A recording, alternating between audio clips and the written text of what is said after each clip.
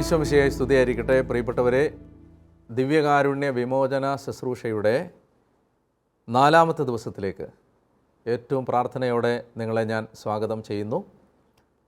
നമ്മുടെ 40 ദിവസം നീളുന്ന പ്രാർത്ഥനാ യാത്രയാണിത്.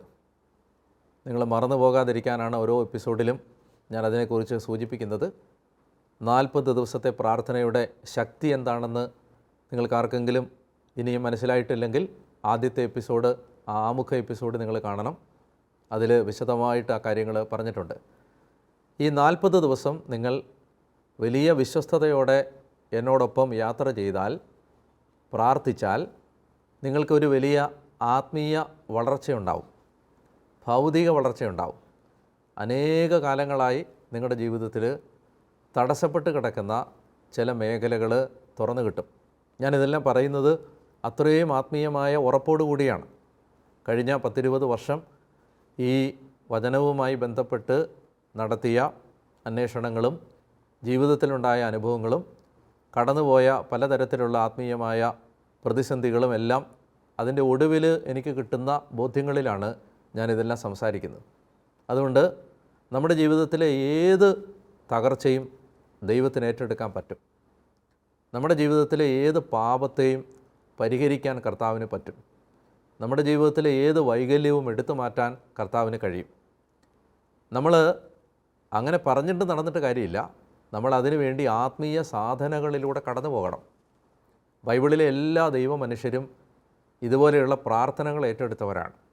മാറിയിരുന്ന് പ്രാർത്ഥിച്ചവരാണ്, ഉപവസിച്ചവരാണ്.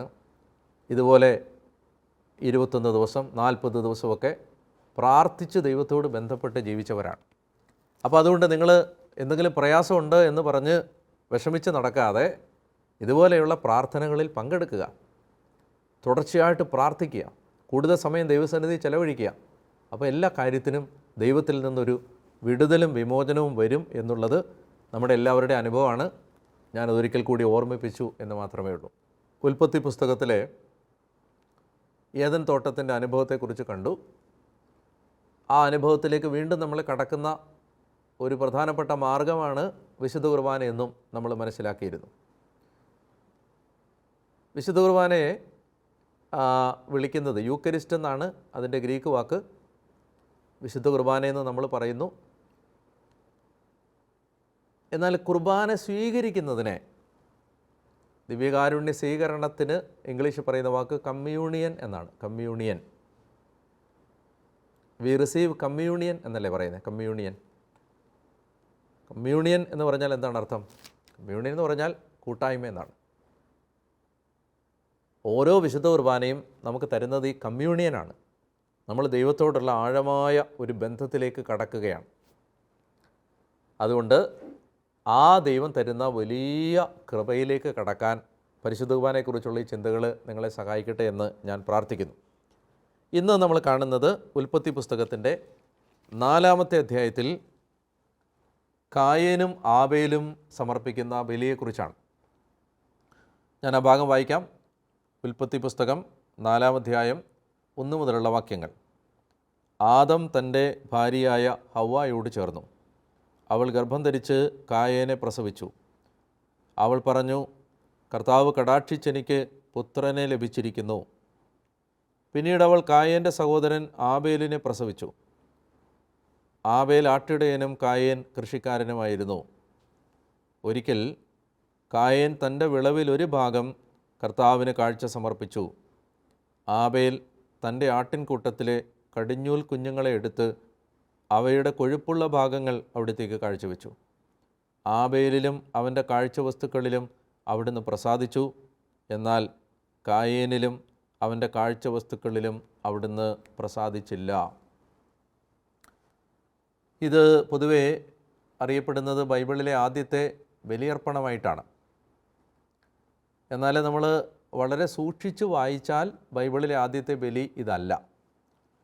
മറിച്ച് ബൈബിളിൽ ആദ്യത്തെ ബലി എന്ന് പറയുന്നത് മനുഷ്യൻ പാപം ചെയ്ത് കഴിയുമ്പോൾ ദൈവം മനുഷ്യനെ, ദൈവമായ കർത്താവ് തോലുകൊണ്ട് ഒരു ഉടയാടയുണ്ടാക്കി ആദത്തെയും അവൻ്റെ ഭാര്യയും ധരിപ്പിച്ചു. അവിടെ തോലുകൊണ്ട്, തോലെന്ന് പറയുമ്പോൾ മൃഗത്തിൻ്റെ തോലാണ്, നിശ്ചയമായിട്ടും അതൊരു ആടിൻ്റെ തോല് ആയിരിക്കണം. അങ്ങനെയാണെങ്കിൽ ആദ്യ മാതാപിതാക്കളുടെ ജീവിതത്തിൽ ദൈവം തന്നെ ഒരു കുഞ്ഞാടിനെ അവർക്ക് വേണ്ടി ബലിയാക്കിയിട്ടുണ്ട്. അപ്പം അങ്ങനെ വരുമ്പോൾ ഏദൻ തോട്ടത്തിൽ നടന്ന ആദ്യത്തെ ബലി ഈ ആദ്യ മാതാപിതാക്കന്മാരുടെ നഗ്നത മറയ്ക്കാൻ കർത്താവ് ആ ആടിനെ ബലിയാക്കിയതാണ് എന്ന് വേണമെങ്കിൽ പറയാം. ഇത് ബൈബിളിലെ രണ്ടാമത്തെ ബലിയാണ്. വിശുദ്ധ കുർബാനയെ സംബന്ധിക്കുന്ന 3 പ്രധാനപ്പെട്ട പാഠങ്ങളാണ് നമുക്ക് ഈ ഭാഗത്ത് നിന്ന് പഠിക്കാനുള്ളത്. ഒന്നാമത്തേത്, ഈ ആരാധന എന്ന് പറയുമ്പോൾ നമ്മൾ സാധാരണ നമ്മുടെ മനസ്സിലേക്ക് വരുന്നത് കുറച്ച് പാട്ട്, കുറച്ച് പ്രാർത്ഥന, കുറച്ച് സ്വയം പ്രേരിതമായ പ്രാർത്ഥനകൾ, പിന്നെ കുറച്ച് സ്തുതിപ്പ്. ഇതൊക്കെയാണ് ആരാധന എന്നതുകൊണ്ട് നമ്മുടെ മനസ്സിലേക്ക് വരുന്നത്. എനിക്ക് നിങ്ങളുടെ മനസ്സിൽ ആഴത്തിൽ പതിയണമെന്ന് ഞാൻ ആഗ്രഹിക്കുന്ന ഒരു കാര്യമാണ് ഞാൻ പറയാൻ പോകുന്നത്. ബൈബിളിൽ ആരാധന എന്ന് പറഞ്ഞാൽ അത് അടിസ്ഥാനപരമായി ബലിയർപ്പിച്ച് ദൈവത്തെ ആരാധിക്കുന്നതാണ്. Biblical worship most of the times ഈ സാക്രിഫീഷ്യൽ വർഷിപ്പ്, സാക്രിഫീഷ്യലാണ്. അതായത് ഒരു മനുഷ്യൻ ദൈവത്തെ ആരാധിക്കുന്നു എന്ന് ബൈബിളിൽ പറഞ്ഞിട്ടുള്ള കാര്യങ്ങളിൽ മിക്കവാറും എല്ലാ ഇടങ്ങളിലും അത് ബലി സംബന്ധമായ ആരാധനയാണ്. അല്ലാതെ വെറുതെ ഇങ്ങനെ ഒരു പ്രാർത്ഥന നടത്തുക മാത്രമല്ല, അവിടെ ഒരു ബലി നടക്കുന്നുണ്ട്. മാത്രമല്ല, നമ്മൾ കാണുന്നുണ്ട് ദൈവത്തെ എങ്ങനെ ആരാധിക്കണമെന്ന് ദൈവം ലേവ്യ പുസ്തകത്തിൽ ദൈവജനത്തെ പഠിപ്പിക്കുമ്പോൾ ബലിയർപ്പിച്ച് ആരാധിക്കാനാണ് പറയുന്നത്. അപ്പോൾ അതുകൊണ്ട് തന്നെ ക്രിസ്ത്യൻ വർഷിപ്പ് ഈ സാക്രിഫീഷ്യൽ വർഷിപ്പ്.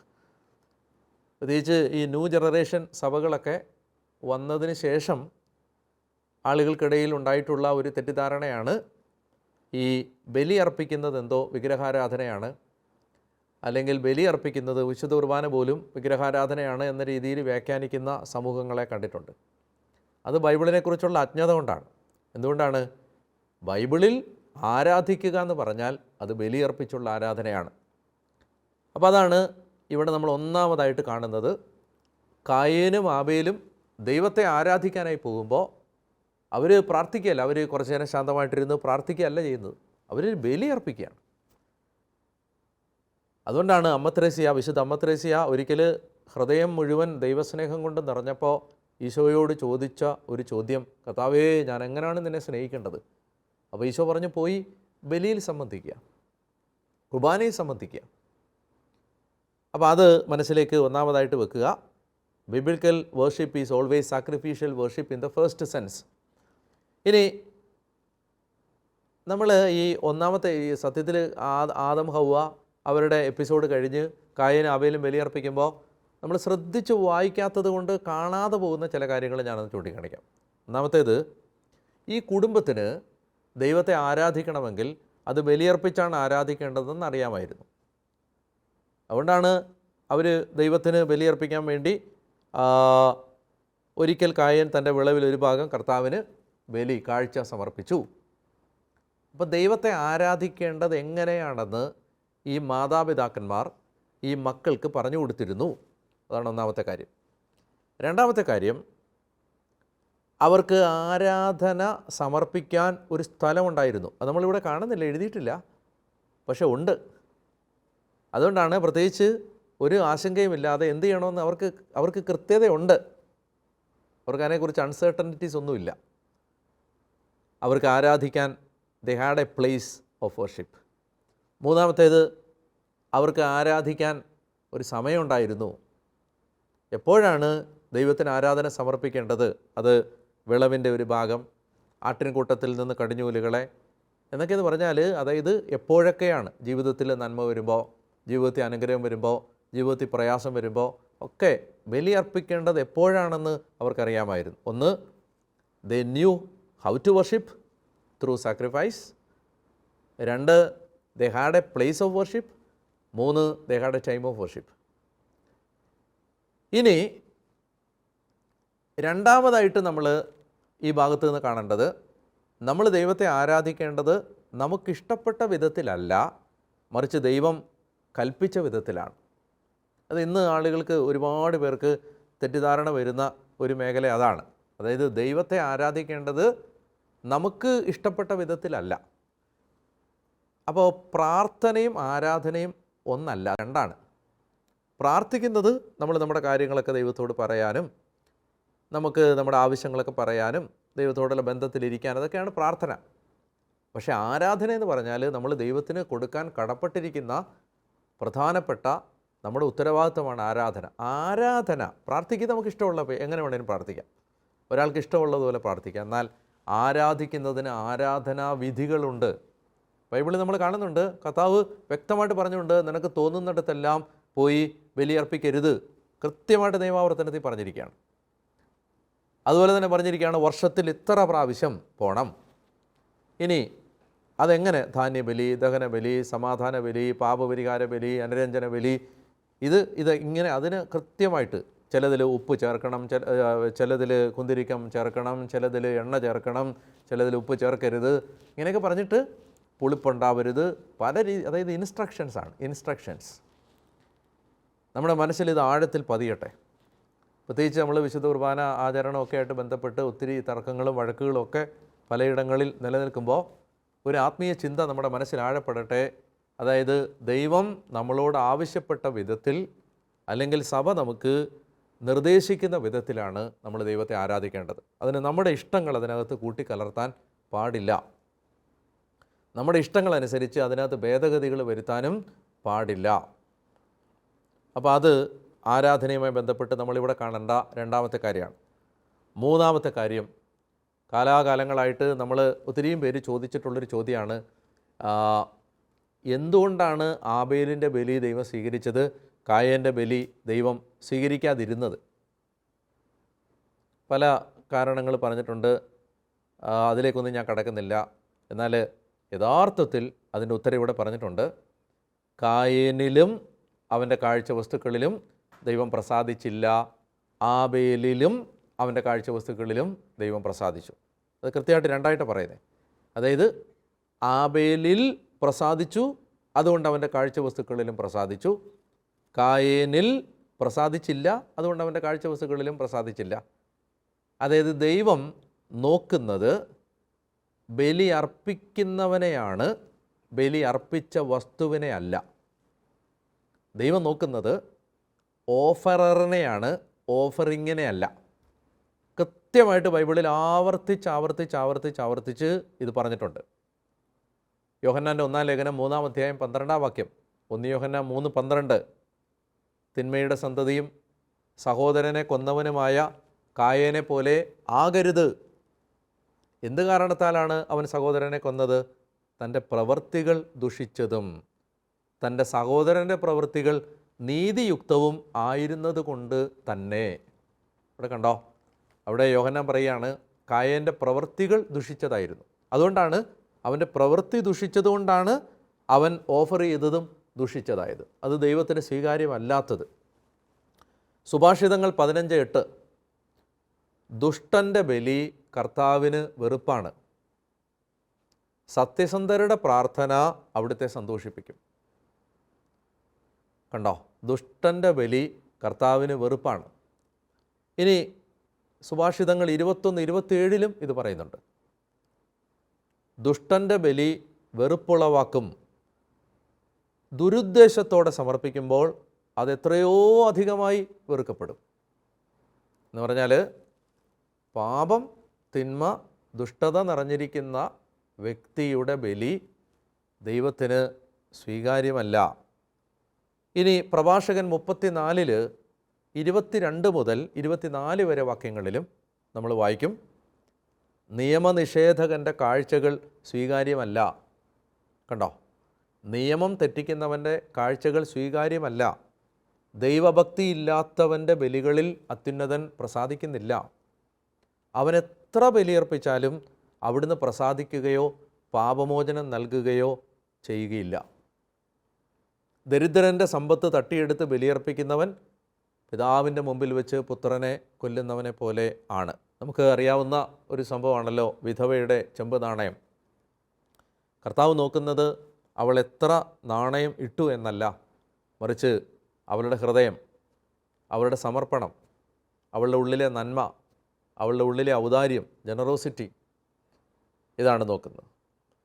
അപ്പോൾ ഞാൻ ചുരുക്കി പറഞ്ഞാൽ കായേൻ്റെ ബലി ദൈവം സ്വീകരിക്കാതിരുന്നതിൻ്റെ കാരണം എന്താണെന്ന് വെച്ചാൽ കായേൻ ദുഷ്ടത നിറഞ്ഞ ഒരു മനുഷ്യനായിരുന്നു. ഇതിൻ്റെ ഒരു വിശദീകരണം നമുക്ക് കാണാൻ പറ്റുന്നത് കായേൻ്റെ സന്താന പരമ്പരയെ കാണുമ്പോൾ അവിടെ മർദ്ദനം, കൊലപാതകം, ബഹുഭാര്യത്വം, വൈരാഗ്യം, വെറുപ്പ്, ഇതെല്ലാം കായേൻ്റെ പരമ്പരയിൽ കാണാൻ പറ്റും. അഹങ്കാരം, ഇതെല്ലാം കാണാൻ പറ്റും. അതായത് ഈ തിന്മയെല്ലാം വെച്ചിട്ട്, പാപമെല്ലാം വെച്ചിട്ട് പാപം തിരുത്താൻ തയ്യാറാവാതെ ബലിയർപ്പിക്കുന്നത് കൊണ്ട് അത് ദൈവസന്നിധിയിൽ സ്വീകാര്യമല്ല. അപ്പോൾ എന്താണ് നമ്മൾ ഇതിൽ നിന്ന് നമുക്ക് ടേക്ക് അവേ? ഈ 40 ദിവസത്തെ യാത്ര നമുക്കൊരു പൂർണ്ണ മാനസാന്തരത്തിൻ്റെ യാത്രയായിട്ട് മാറണം. നമ്മുടെ പാപം ഉള്ള എല്ലാ മേഖലകളിലും നമ്മൾ തെറ്റ് തിരുത്താൻ തയ്യാറാവുകയും ദൈവത്തിൻ്റെ സഹായം ചോദിക്കുകയും വേണം. അതുകൊണ്ട് നമ്മുടെ ഈ ശുശ്രൂഷ നമുക്ക് വലിയൊരു മാനസാന്തരത്തിൻ്റെയും അനുതാപത്തിൻ്റെയും സമയമായിട്ട് മാറട്ടെ എന്ന് ഞാൻ പ്രാർത്ഥിക്കുകയാണ്. ഇന്ന് നമ്മൾ അഭ്യസിക്കണം എന്ന് ആഗ്രഹിച്ച് പ്രാർത്ഥിക്കേണ്ട പുണ്യമാണ്, കർത്താവേ എനിക്ക് ട്രൂ റിപ്പൻറ്റൻസ്, ശരിയായ അനുതാപം തരണമേ. ഒരുപാട് മേഖലകളെക്കുറിച്ച് നമുക്ക് അനുതാപം ഇല്ലാത്തത് കൊണ്ടാണ് നമ്മൾ അനുതപിക്കാത്തത്. അതുകൊണ്ട് കർത്താവിനോട് നമുക്ക് ഇന്ന് നമ്മൾ അഭ്യസിക്കാൻ ആഗ്രഹിക്കേണ്ട പുണ്യം ഇതാണ്, ശരിയായ അനുതാപം, ട്രൂ റിപ്പൻറ്റൻസ്. അപ്പോൾ അങ്ങനെയാണെങ്കിൽ ഒഴിവാക്കേണ്ട പാപം എന്താണ്? സ്വയനീതീകരണം. അതായത് ഏത് തെറ്റ് ചെയ്താലും അതിനെ ന്യായീകരിക്കുന്ന, നീതീകരിക്കുന്ന സ്വഭാവം, ന്യായീകരിക്കുന്ന സ്വഭാവം, സ്വയന്യായീകരണം, സ്വയനീതീകരണം, അതാണ് ഒഴിവാക്കേണ്ട പാപം. പ്രാർത്ഥന ഇങ്ങനെയാണ് പ്രാർത്ഥിക്കേണ്ടത്: യേശുവേ ദാവീദിൻ്റെ പുത്ര, എനിക്ക് പാപബോധം തരണമേ എന്ന് ആവർത്തിച്ച് പ്രാർത്ഥിക്കണം. യേശുവേ ദാവീദിൻ്റെ പുത്ര, എനിക്ക് പാപബോധം തരണമേ. ഇനി ഇന്ന് ചെയ്യേണ്ട ടാസ്ക് ഇതാണ്. നമ്മുടെ ഈ ശുശ്രൂഷ നടക്കുമ്പോൾ പല മേഖലകളെക്കുറിച്ച് നമ്മൾ ചിന്തിക്കും. അപ്പോൾ ആ പല മേഖലകളിലും നമുക്ക് അനുതാപം ആവശ്യമുള്ള മേഖലകൾ ദൈവം ചൂണ്ടിക്കാണിക്കും. നിങ്ങളൊരു ബുക്കോ പേപ്പറോ ഡയറിയോ ഒക്കെ എടുത്ത് ഈ ശുശ്രൂഷ അവസാനിക്കുന്നതിന് മുമ്പ് ഒരു സമ്പൂർണ്ണ കുമ്പസാരം നടത്താൻ ദൈവം പ്രേരണ തരുന്ന മേഖലകളെല്ലാം എഴുതി വെക്കാൻ വേണ്ടി ഒരു ബുക്ക് തയ്യാറാക്കുക. അങ്ങനെ ഇന്ന് തന്നെ ഇരുന്ന് ഓർമ്മിക്കുന്ന മേഖലകളെല്ലാം എഴുതി വെക്കുക. ഓരോ ദിവസത്തെയും ശുശ്രൂഷ കഴിയുമ്പോൾ നിങ്ങൾക്ക് അനുതാപം ആവശ്യമുണ്ടെന്ന് തോന്നുന്ന മേഖലകൾ ദൈവം പ്രേരിപ്പിക്കുന്നുണ്ടെങ്കിൽ അതൊന്ന് കുറിച്ച് വെച്ച് ഒരു പൂർണ്ണ കുമ്പസാരം നടത്തി നമുക്ക് അഭിഷേകം പ്രാപിക്കാനായിട്ട് ഒരുങ്ങാം. നമുക്ക് ആരാധനയിലേക്ക് കടക്കാം. ദൈവം നിങ്ങളെ എല്ലാവരെയും അനുഗ്രഹിക്കട്ടെ.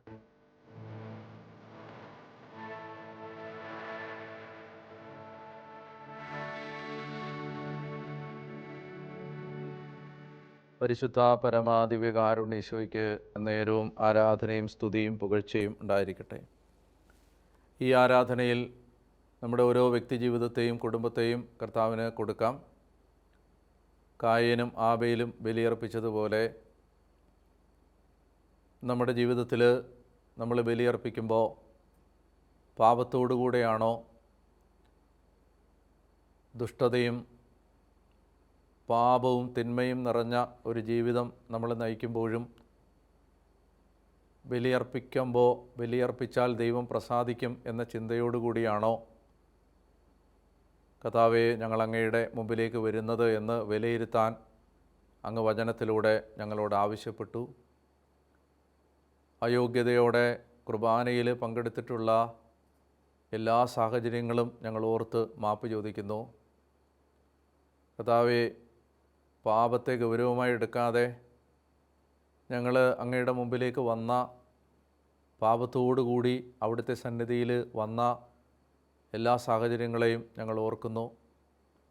ഞങ്ങളുടെ കുടുംബങ്ങളിൽ മാതാപിതാക്കളോ പൂർവികരോ ഞങ്ങളോ കർത്താവെ ദിവ്യകാരുണ്യത്തെ വിലയില്ലാതെ കണ്ടിട്ടുള്ള എല്ലാ സാഹചര്യങ്ങൾക്കും മാപ്പ് ചോദിക്കുകയും ചെയ്യുന്നു. നല്ല കർത്താവെ, ഞങ്ങൾ ഈ ആരാധനയിൽ പ്രാർത്ഥിക്കുന്നു, ആബേൽ അർപ്പിച്ചതുപോലെ നിഷ്കളങ്ക ഹൃദയത്തോടെ, വിശുദ്ധിയുള്ളൊരു ജീവിതത്തോടെ, പാപമില്ലാത്ത ഹൃദയത്തോടെ ബലിയർപ്പിക്കാൻ ഞങ്ങളെ സഹായിക്കണമേ. ദൈവമേ, ശുശ്രൂഷയിൽ പങ്കെടുത്തുകൊണ്ടിരിക്കുന്ന കുടുംബങ്ങളിൽ ശരിയായ അനുതാപം കടന്നു വരാൻ കർത്താവ് ഇപ്പോൾ അങ്ങയുടെ കരം നീട്ടണമേ എന്ന് പ്രാർത്ഥിക്കുന്നു. കർത്താവ് ഈ ശുശ്രൂഷയിലൂടെ മാനസാന്തരങ്ങൾ സംഭവിക്കണമേ. പാപജീവിതം ഉപേക്ഷിക്കാൻ കൃപ കൊടുക്കണമേ. മദ്യപാനം ഉപേക്ഷിക്കാൻ കൃപ കൊടുക്കണമേ. കർത്താവെ ദുശീലങ്ങൾ ഉപേക്ഷിക്കാൻ കൃപ കൊടുക്കണമേ. കർത്താവെ നീതിയുടെ ജീവിതം നയിക്കാൻ, അക്രമം അവസാനിപ്പിക്കാൻ, ശത്രുത അവസാനിപ്പിക്കാൻ കൃപ തരണമേ എന്ന് പ്രാർത്ഥിക്കുന്നു. ആശീർവാദം സ്വീകരിക്കുമ്പോൾ നമുക്ക് വലിയ അനുതാപമുള്ളൊരു ഹൃദയം തുറക്കപ്പെടുന്നതിന് വേണ്ടി ആഗ്രഹിക്കാം.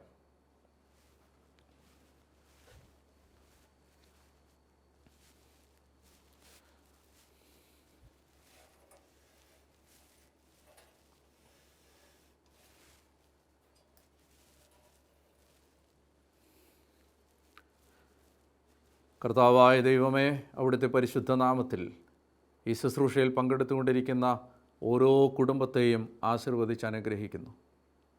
കർത്താവെ, കുത്തിമുറിവേൽപ്പിച്ചവനെ നോക്കി ഏകജാതനെ പ്രതി എന്ന പോലെ കരയാനും ആദിജാതനെ പ്രതി എന്ന പോലെ വിലപിക്കാനും ഞങ്ങളുടെ ഹൃദയത്തിൽ ആഴമായ അനുതാപം ഉണ്ടാകണമേ എന്ന് പ്രാർത്ഥിക്കുന്നു. കർത്താവെ, ശുശ്രൂഷയിൽ പങ്കെടുത്തുകൊണ്ടിരിക്കുന്ന ഞങ്ങൾക്ക് ഓരോരുത്തർക്കും ഓരോ മകനും മകളും ശരിയായ അനുതാപത്തോടെ ആഴമായ മാനസാന്തരത്തോടെ കർത്താവിലേക്ക് കടന്നു വരാൻ കൃപകൾ വർഷിക്കണമേ എന്ന് പ്രാർത്ഥിക്കുന്നു. കർത്താവെ, മാനസാന്തരം ആവശ്യമുള്ള ഞങ്ങളുടെ കുടുംബാംഗങ്ങളിലേക്ക് കർത്താവെ, നിൻ്റെ വസ്ത്രമല്ല ഹൃദയമാണ് കീറേണ്ടത് എന്ന് അവിടുന്ന് അരുളി ചെയ്ത വചനം പോലെ ഞങ്ങളുടെ ഹൃദയം നുറുങ്ങി അനുദപിക്കാൻ കൃപ തരണമേ എന്ന് പ്രാർത്ഥിക്കുന്നു. കർത്താവ് ഞങ്ങളുടെ കുടുംബങ്ങളെ ആശീർവദിച്ച് അനുഗ്രഹിക്കട്ടെ. പാപക്കെട്ടുകളും പാപശാപബന്ധനങ്ങളും നിങ്ങളുടെ കുടുംബങ്ങളിൽ നിന്നില്ലാതാവട്ടെ. പൈശാചിക ബന്ധനങ്ങൾ മാറിപ്പോവട്ടെ. മാരക രോഗങ്ങൾ സൗഖ്യം പ്രാപിക്കട്ടെ. തകർച്ചകൾ മാറട്ടെ. ദാമ്പത്യബന്ധം ഉറപ്പിക്കപ്പെടട്ടെ. മക്കൾ അനുഗ്രഹിക്കപ്പെടട്ടെ. സാമ്പത്തിക മേഖല ഉയരട്ടെ. ദൈവം ആപത്തുകൾ, അനർത്ഥങ്ങൾ, അപകടങ്ങൾ, രോഗങ്ങൾ നിങ്ങളിൽ നിന്ന് എടുത്തു മാറ്റട്ടെ. കർത്താവായ യേശുവിൻ്റെ തിരുശരീരത്തിൻ്റെ യോഗ്യതകളാൽ തന്നെ. ആമേൻ. പരിശുദ്ധ പരമദിവ്യകാരുണ്യ ഈശോയ്ക്ക് നേരവും ആരാധനയും സ്തുതിയും പുകഴ്ചയും ഉണ്ടായിരിക്കട്ടെ.